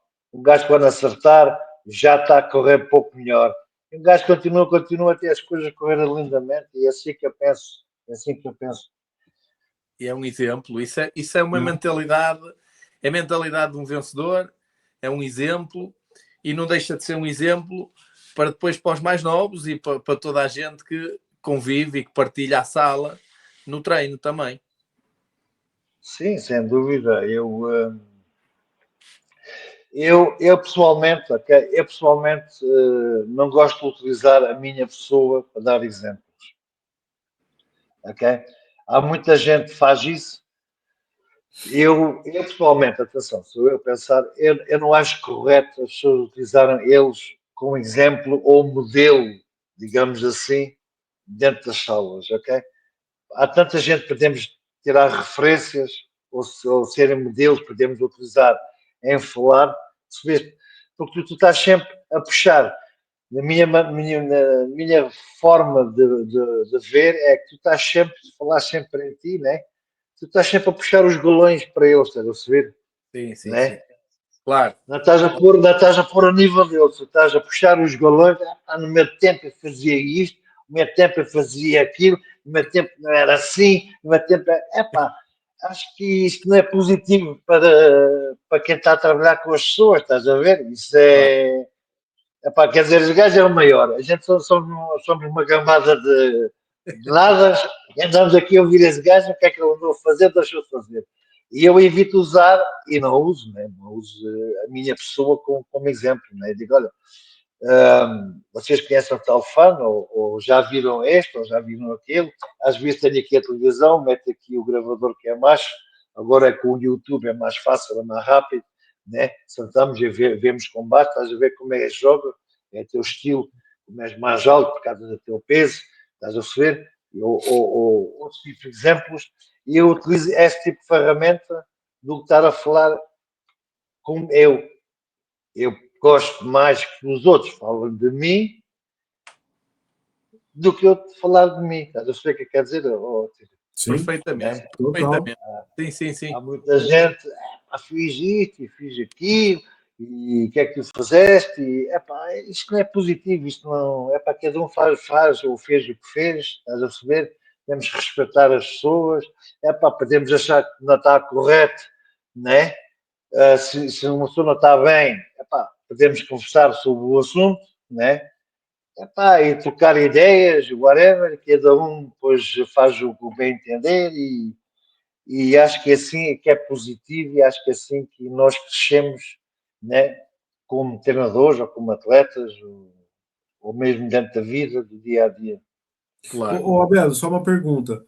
Essa tua mentalidade, essa tua postura, essa resiliência, ela é oriunda da educação, de experiências de vida ou pai natural? Hum, como é que é por isso? Tudo, Daniel, tudo o que eu passei, ok? Tudo o que eu passei na minha vida, acho que é tudo uma aprendizagem, ok? A minha vida, quando era novo, não foi fácil. Tinha um pai que foi da primeira escola dos fuzileiros cá em Portugal, andou muitos anos lá fora no outro mar, e quando ele voltou para casa, não estava bom da cabeça, e aquilo não correu muito bem, nem para todos nós lá em casa, e a nossa vida não foi fácil. O meu pai também pôs-me na rua, pôs o meu outro irmão na rua, esse aí com a roupa quietinha, sem dinheiro, sem onde dormir, escondia-me dentro de uma cabana para dormir, depois ia roubar fruta para comer e fazia 11 quilómetros para ir trabalhar, depois mais 11 para voltar. Pronto. E acho que foi uma fase muito complicada para mim, que era uma criança na altura, mas também abriu-me muito os olhos em superar grandes dificuldades. Ou seja, não desejo isso a ninguém, epá, longe disso, que é para ser, ok? Mas eu acho que, consoante as situações vão acontecendo, as reações que eu tenho perante as situações que acontecem, ok? Eu não, por exemplo, eu vou dar-te um exemplo. Eu, quando tive o acidente, eu sabia lá que eu conseguia pôr a moto no descanso, eu sabia lá que eu conseguia dar assistência à minha filha, eu sabia lá que eu conseguia dar assistência a mim próprio. Eu não sabia. Foi no ato do momento, epá, estava a fazer aquilo tudo como fosse uma cena normal. Estás a perceber? Já passei um enfermeiro ali a dizer às pessoas para afastarem-se e não coisa, e chamar as ambulâncias, e que já chamei, não sei o quê. Epá, são coisas que são reações que tu tens que às vezes não consegues explicar, estás a perceber, não é? E também, acho que também tem a ver com a vida que eu passei, daquilo que eu já vi muita coisa, já, né? E talvez as reações que eu tenho, nem eu sei como é que elas reagem, estás a perceber? Né? E epá, é assim, eu tenho situações que deram tiros e eu comecei a andar para eles e epá, não houve um tiro que me acertou, por exemplo. Né? Agora, se eu vou pensar que eu vou andar para um gajo a dar tiros, epá, não, é uma reação que tu tens, estás a perceber, Daniel? Sim. Epá, acontece que eu não sei explicar, não sei explicar. E as Claro. coisas acontecem. Resumo numa frase, vou resumir, olha que legal, vou resumir numa frase que eu não me recordo, vou chutar, mas é mais ou menos isso, né? Tempos ruins forjam Homens homens, né? fortes. Homens Homens fortes. fortes, já. E Tempos hoje ruins fazem algumas coisas. É isso mesmo. como, pronto. É isso mesmo. É isso, exatamente, sim. É isso mesmo. Exato. E então surge o projeto de ficar responsável pelo boxe adaptado, não é? Que é algo relativamente novo, pelo menos na realidade portuguesa, é algo novo. O boxe adaptado, como é que surge isso?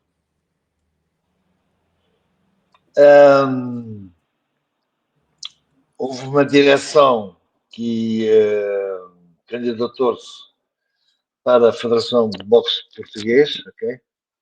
E as pessoas queriam que estavam lá, que eu, pronto, o presidente deve saber quem, que é o César Teixeira, que o vice-presidente é o Teixeira também, agora não lembro o nome do primeiro nome dele. Depois também o outro vice-presidente é a Andrea Antunes, ok? E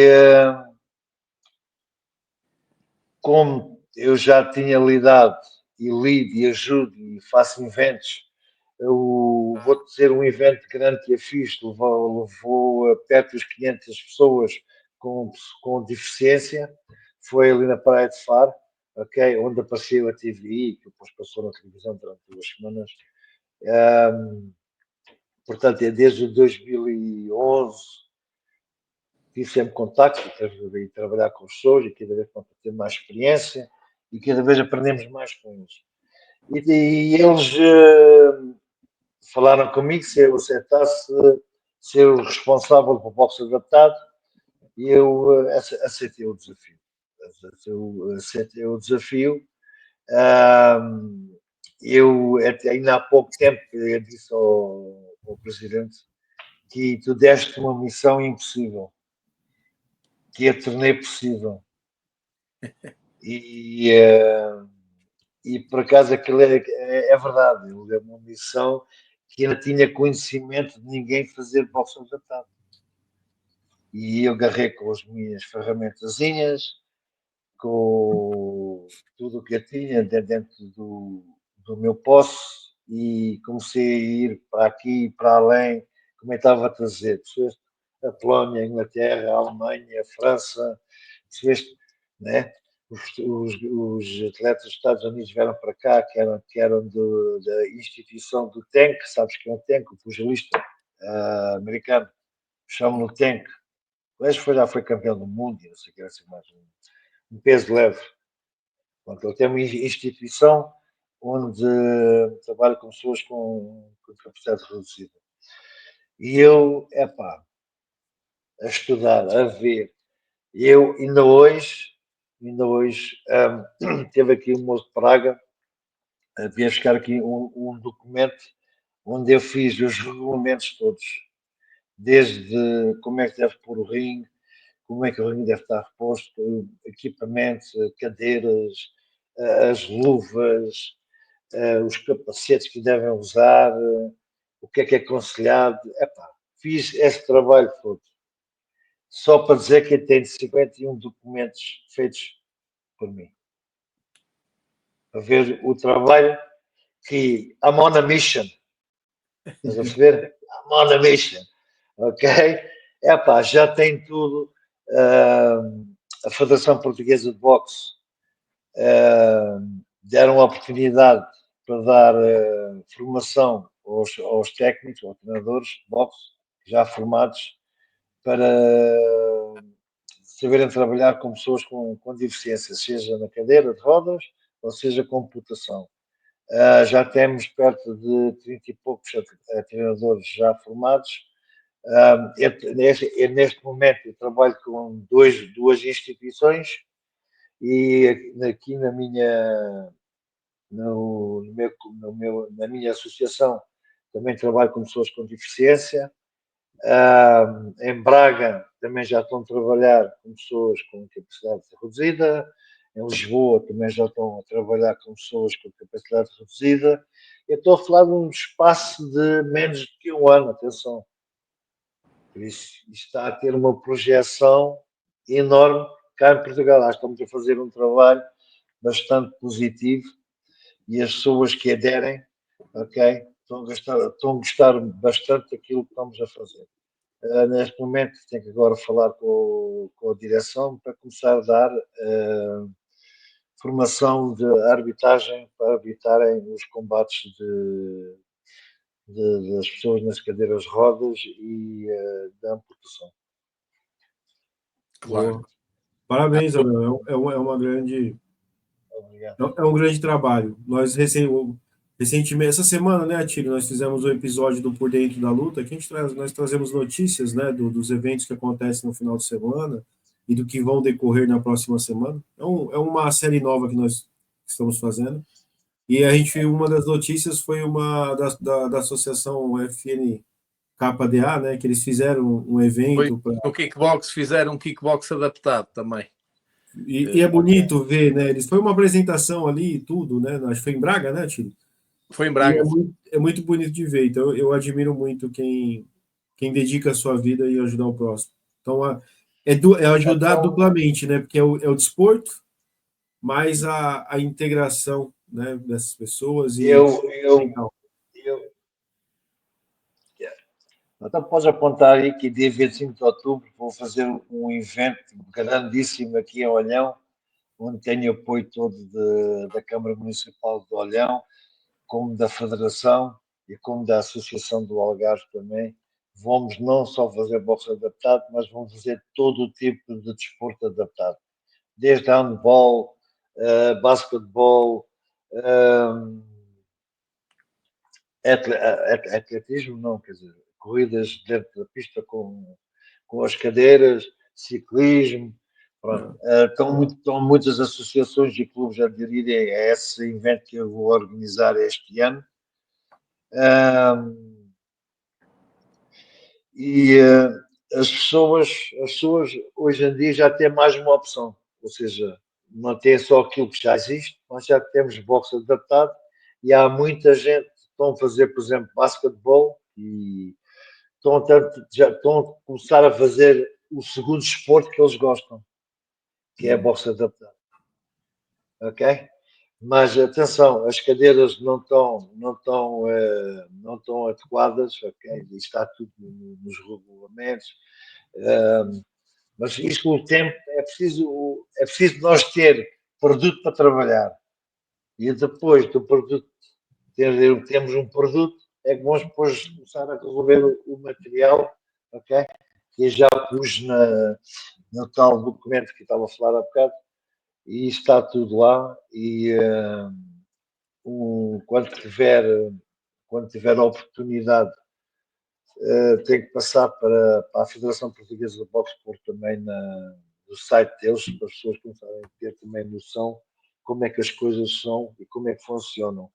Porque o boxe adaptado, começamos já que as pessoas têm alguma deficiência, certo? Então não queremos gravar mais a deficiência que eles têm. E dentro desse trabalho todo que eu estava a falar com vocês há pouco, de eu ir para aqui e para ali, não sei o que, não sei o que mais, a partir do 5.3G, ok? Podes ter um problema grave, por exemplo, na cabeça, ou no tronco, nos costelos, ou nos órgãos, ok? E já temos feito estudos que os capacetes que nós utilizamos, as luvas que nós utilizamos, ok? Epá, isso até era bonito eu mostrar a vocês, mas agora não vim preparado para mostrar a vocês. Mas pronto, eu, por exemplo, a bater com a força toda num capacete daqueles, nunca vou passar de 4.6, 4.3 de Gs. Porque o próprio capacete vai tirar a força, a luva tira a força, ok? E não danifica a pessoa que está a fazer um desporto que gosta, mesmo seja na competição ou no lazer. A ideia disso é as pessoas jogarem-se, mas não se aleijarem. Claro. Nós estamos numa fase de crescimento, mesmo pugilístico. Todos os esportes de combate em Portugal estão a crescer bastante, mas o boxe tem dado uma evolução significativa até no próprio profissionalismo. E ainda bem para nós, já estava na altura. Claro. Mas com isto tudo, a nível mundial, agora existem fenómenos que normalmente quem é das lutas não gosta muito. Eu, por exemplo, sou um crítico, que é estes gajos do YouTube começam a treinar boxe e agora são todos lutadores. O Abelo acha positivo ou acha negativo? Pronto, eu vou-te responder desta forma, ok? Nós não podemos confundir com o underground boxing, ok? Com os profissionais que andam por aí, ok? Que muitas vezes as pessoas confundem o white collar, ok? O underground boxing com os verdadeiros profissionais, ok? Porque o underground boxing são os gajos que querem ser pugilistas a sério, que não têm a qualidade para ser, ou têm a qualidade, mas é muito raro passar para o outro lado, porque não têm managers como deve ser, ou whatever. Mesmo o cachê deles são bastante fracos comparado a um pugilista que nós vemos aí fora. Até chegar a esse ponto, eles têm que. Até chegar a esse ponto, ou sair dessa do underground, do white collar, há muitos poucos que conseguem fazer. Mas pronto, eu pessoalmente, seja um youtuber, ok? Que sabe fazer boxe só porque ele é um youtuber. Isto é assim, eu vou dar uma comparação. Aquele youtuber que esteve em Lisboa, pá, pelo amor de Deus, né? Que vergonha, pá, eu nem vi aquilo, eu vi 30 segundos daquilo, e digo, mas que é isto? Não é nada, né? Pá, estás a falar de youtubers assim, pá, estou 200% contra aquilo, né? Agora, se arranjares um youtuber que sabe fazer boxe, né? Pá, Qual é o problema de ele estar a fazer boxe só porque em YouTube não pode fazer boxe? Ok. Já sei se estás a perceber, se ele tem o nível, tem qualidade para fazer boxe, estás a perceber, né? Qual é o problema se ele ser um youtuber, ou é mecânico, sei lá, ou é enfermeiro, ou é médico, ou está a fazer boxe, está no jogo, basta ser youtuber. Estás a Desde que perceber? saiba, tá ótimo. Agora, há uma coisa, ok? Temos que lembrar que eles nunca combateram. E as próprias federações, e estou a falar de federações grandes, como vocês sabem, permitem esses atletas, white collars, jogarem com grandes campeões que já vêm do amador como campeões dos Jogos Olímpicos e já foram campeões do mundo. E um gajo nunca combateu, ou tem um combate ou dois, só porque tem um monte de guita para pagar aquilo tudo. Pode jogar contra um gajo que foi um campeão do mundo a vida toda. Isso é que não acho correto. Essa pessoa tem que fazer o mesmo percurso que nós todos fazemos. Pois, exatamente. A saber, só porque ele tem a guita para pagar o evento todo, quer jogar com aquilo. E pronto, é porque ele tem a guita, paga tudo, a gente fica contente. Aí é quando estraga isto tudo. É o dinheiro. O desporto hoje em dia não é desporto, é o dinheiro. Se vês, e muitas pessoas perdem-se, né? Podem até ir lá com boas ideias e boas coisas, mas perdem-se por causa do dinheiro. E eu vou pegar esta frase por causa do dinheiro, ok? Eu faço o trabalho aqui para eu comer e ajudar em casa, ok? Com o dinheiro que eu faço aqui não é suficiente e com o trabalho da minha mulher é suficiente para a gente ter uma vida normal. Eu faço voluntariado nas instituições todas. As pessoas que vêm aqui com deficiência não pagam. As pessoas que vêm com a declaração da Junta ou da Câmara dizer que são pobres não pagam. Percebeste? Né? E eu vou manter isso até eu morrer. Percebeste? Eu não vou mudar a casa disso. E as pessoas mudem-se de cor ou mudam-se de sítio ou de esquina ou aquilo que queiras chamar por causa de meia dúzia de escudos e depois surgem a cara, porque isso mais cedo ou mais tarde vai dar barraca. E eu não gosto de seguir ninguém. Eu sou uma pessoa que, se eu acho que estou correto, siga as minhas ideias, estás a saber? Quem quer vir comigo, vem comigo. Quem não quer vir comigo, não vem comigo. Mas eu não me sujo por causa de meia dúzia de escudos. Isso sou eu a falar. Claro. E relativamente aos youtubers, é isso que eu estou a dizer. Acho que também concordas comigo, ou a ti e o Daniel, né? Uma coisa, pronto, o gajo tem guita, sabe fazer pop, joga. Mas depois eu acho que não tem a qualidade, né? De estar a jogar com um gajo que foi campeão do mundo. Quer dizer, vai buscar um velho para bater no velho. Pelo amor de Deus. Pois, exatamente, Né? é isso. E o velho, como tem falta de guita também, né? Aceita aquela brincadeira. E depois a gente vê no combate que o velho tinha oportunidade para meter a mão e o gajo não mete a mão. Mike Tyson? Belo, espera aí, Belo. É. Mas e agora aparecia aí um manager e queria pôr assim, organizar um combatezinho contra sei lá, um youtuber ou um ator reformado, queria fazer, porque agora os combates não são combates, são espetáculos, show business. Já não é desporto, é show business isto. E aparece aqui o manager e oferece assim 20 mil. Belo, olha, eu dou-te 20 mil para te fazeres aqui 4 assaltos com este youtuber. Como é que era? O Abel subia ao ringue ou não subia? Não subia ao ringue. Não? Nem com a guita toda? Não. Se é uma demonstração, uma coisa controlada, ok? Por exemplo, eu combino contigo. A gente vamos jogar com mais ou menos com essa força. Vamos fazer isto, vamos fazer aquilo. Eu já fiz programas para a televisão, há uns anos atrás, ok? que levava pessoas comigo para... Era um programa que havia que era para realizar os sonhos das pessoas. E eu fui lá umas quantas vezes, caso as pessoas queriam ver o boxe ao vivo, ou queriam arbitrar, ou nunca tinham visto um combate, e pronto. E como era campeão nacional na altura, era sempre chamado ao baile e levava sempre alguém comigo. E eu sempre disse aos gajos, já vamos lá em cima, aquilo é para fazer uma demonstração, simulações disto e daquilo, está bem? Para a pessoa que está a ver, consoante o desejo que ela queria ou ele queria, realizar-se no programa. Ok? E aquilo correu lindamente.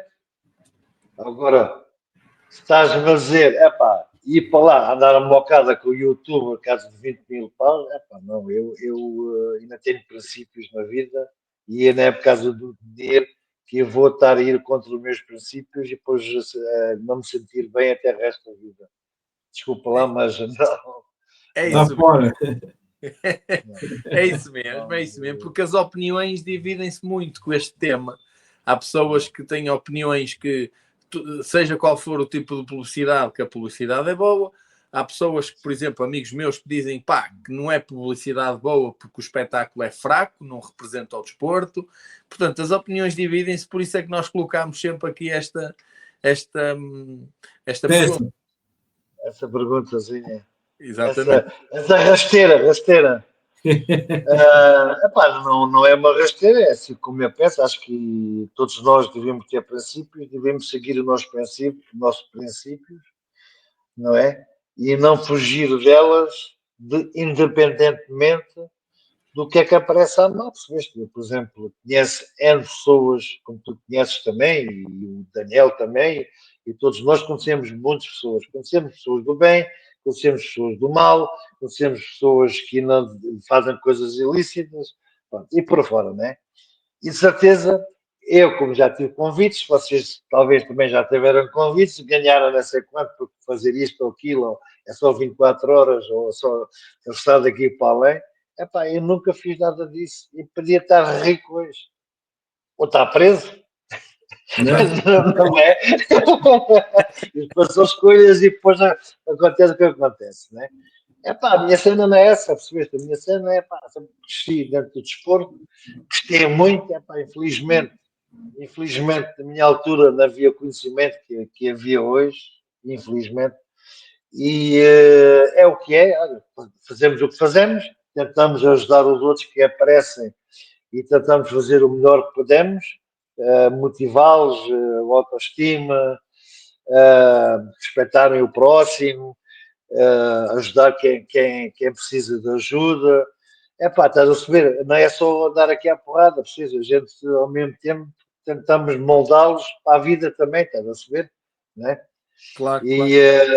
E mais vezes que eles treinam, eles começam a ver, afinal, tem mais confiança em mim, não é preciso estar logo a bater, porque se é preciso bater, né, consigo bater o gajo. Agora vou falar com ele, se não conseguir bater, já é uma vitória para mim. Percebeste? Porque eu já tenho confiança, já aquela alta confiança, já tenho aquela vontade, estás a saber? Né? E é isto que tenho que transmitir aqui aos meus, estás a saber? Acho que Maria ou toda a gente já faz isto, ou devia estar a fazer isto, né? Porque hoje em dia essa geração está um bocadinho perdida, né? Está um bocadinho perdida, não só por causa dos pais, mas também por causa da política.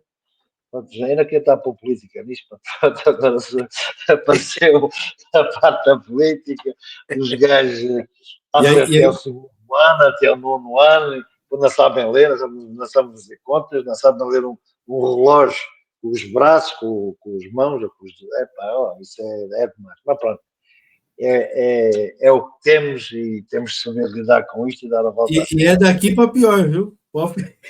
É daqui para pior, do jeito que o mundo. Pois, isto não está a ser fácil, não.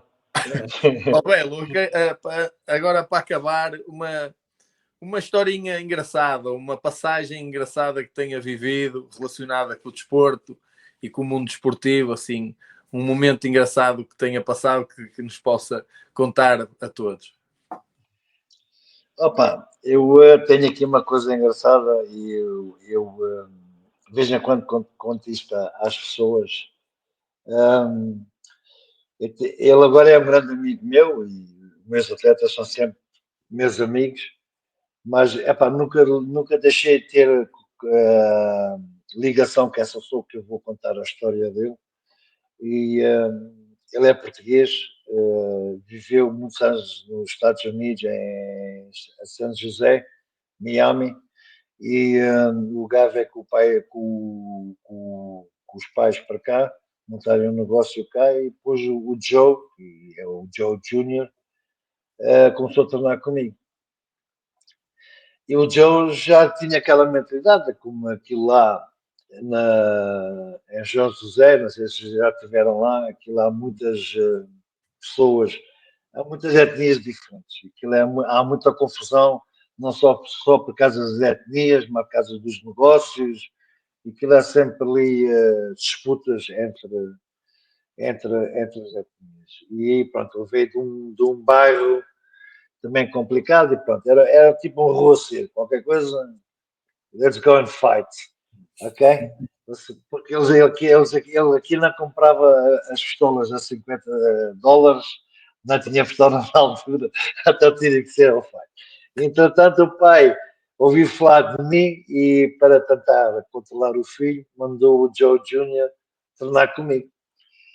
E eu, está bem, comecei a treinar com o Joe Júnior e como ele era muito nervoso e tudo o que mexia, queria logo partir e comer e whatever, não estava assim muito bem da cabeça, digo assim, hey Joe, vais ver agora uma luta aí, um combate, epá, mas acho que não estás preparado para o combate, mas se quiseres ir, podes experimentar.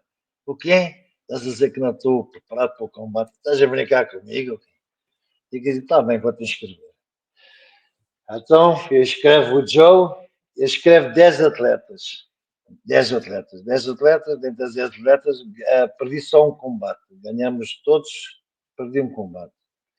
E o Joe era mais ou menos no meio, era o sexto, sétimo, oitavo combate. O Joe tinha uma garra do caraças, mas tecnicamente não tinha nada, né?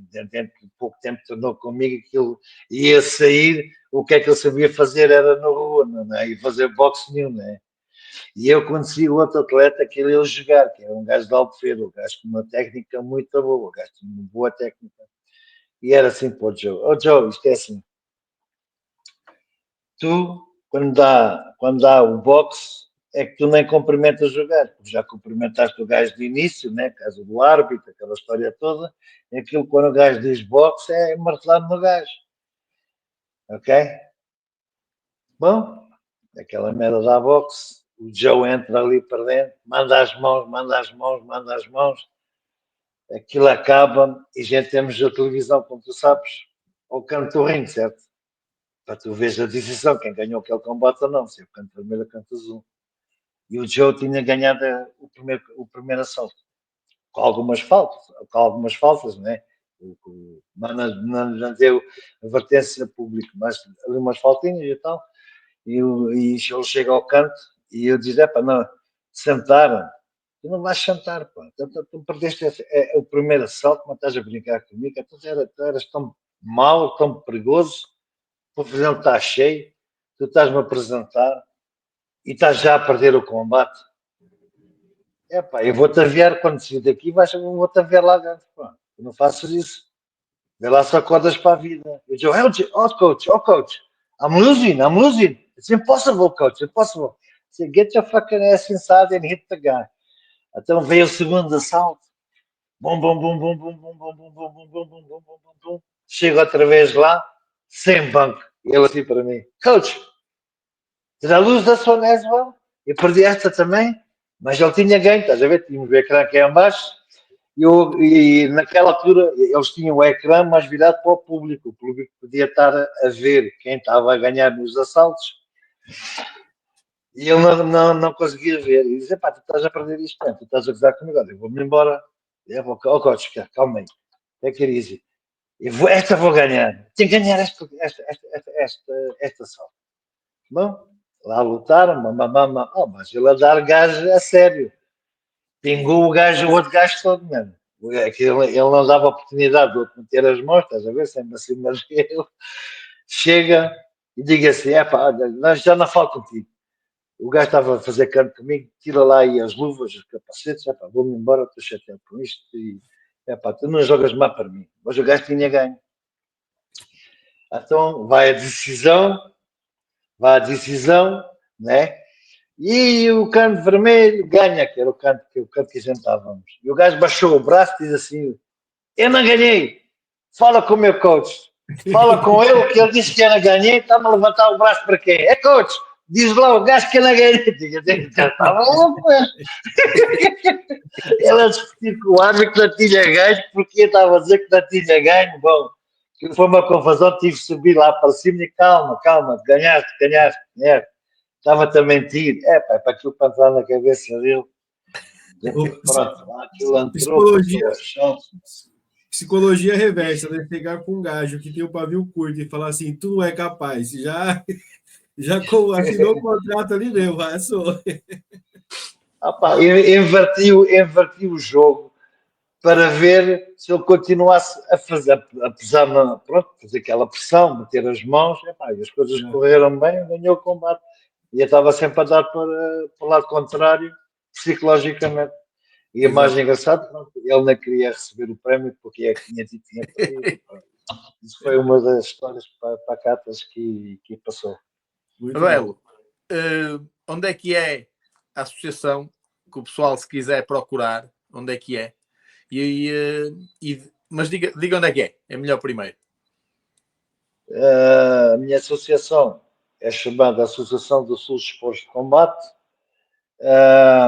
Nós temos a associação em Bom Carapaz, fica a 3 minutos de Olhão, e fica a 50 metros da Casa do Povo. Basta perguntar em Olhão, na Fuzeta, toda a gente sabe onde é que fica a associação, toda a gente conhece-me também. Se ficaram perdidos, é só perguntar para mim que a malta sabe onde é que Exatamente. E nas redes sociais, no Facebook e no Instagram, como é que é o nome? Que o pessoal se quiser seguir e se quiser procurar. É Abel J, 3J, Abel JJJ. Pessoal, sigam o Abel, sigam aqui um campeão velha guarda com muitas histórias para contar. Quem estiver pelo Algarve e quiser tirar um bocado de pressão e dar uns socos e aprender alguma coisa, procurem lá a associação. Em nosso nome, muito obrigado, muito obrigado. Para mim é um prazer mesmo, é uma honra poder fazer esta entrevista, porque, como eu disse no início, eu cresci a ouvir histórias do atleta e do homem e de pessoas comuns na minha vida. Por minha parte, muito obrigado. Daniel, queres fechar? Muito obrigado mesmo, e acho que quem tem que fechar é o Belo, deixando uma mensagem aí para os nossos telespectadores e para quem acompanha o trabalho dele. E eu quero agradecer a vocês por terem-me convidado. Acho que esse programa já tem sucesso. Com o vosso trabalho, acho que vocês vão ter ainda mais sucesso. Há muitas pessoas a falarem deste programa que eu não tinha conhecimento e que vocês fazem as pessoas brilharem e convidam pessoas que motivam também outras pessoas e partilharem as experiências que têm, que é bastante importante as pessoas também conhecerem as histórias de um dos outros, que é sempre gratificante, digamos assim, e pode ser uma história, pode ajudar uma pessoa a resolver um problema que tem, que às vezes muita gente vai aos psicólogos e não conseguem resolver os problemas, às vezes com essas histórias, ou as coisas, histórias no bom sentido, são coisas que aconteceram na realidade, né? Ajudar alguém que não consegue encontrar um caminho para seguir. E para terminar, eu quero agradecer o Atílio e o Daniel, que é aqui do fundo do coração, continuem com o vosso bom trabalho e até a próxima. E já sabem, quando quiserem virem ao Algarve, não batem à porta. Estou a brincar! Foi bom, essa foi a melhor. Foi bom.